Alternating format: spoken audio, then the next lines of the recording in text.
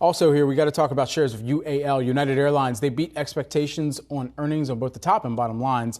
Earnings and revenue beat there for the fourth quarter. It was up 14% compared to 2019 as the demand for travel, that continues to grow. This has been something that we've kind of heard as a common denominator across some of the airline operators. We heard that within Delta. Even Hilton CEO during our All Market Summit called it the golden age of travel that we're entering into here.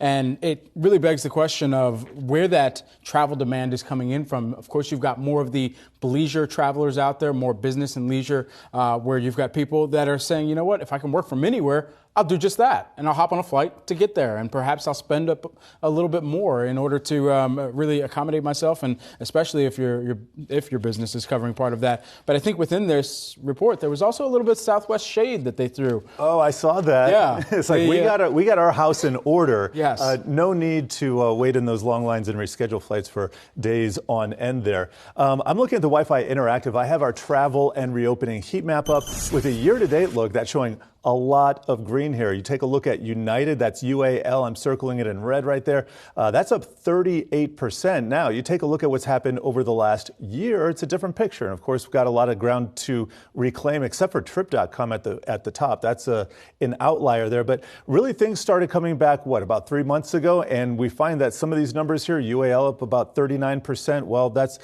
almost all of that coming in the current year. So maybe a new year for travel here. I do like what Deutsche Bank came out. They said, and by the way, they rate the stock a buy with a price target of 60. They said United comes out swinging with strong results in 2023 outlook. Their December quarter EPS much better than expected, while the beat was mainly down to strong revenue growth. You look at some of their key metrics like seat miles, that was a beat. Just overall, you get the sense that travel, we might finally have a almost normal year for travel, Brad. Yeah, and it's really interesting, especially what they're citing. And of course, the company is going to give a little bit more detail on this report at around 10:30 a.m. Eastern time. Their call doesn't happen until this morning, as opposed to typically taking place after the call or after the earnings release drops that night. And so with that in mind, we're going to be staying tuned to see if any more details emerge from that call this morning during that 10 a.m. Eastern time hour. But even when you look across the seat miles that are available, let's remember that the broader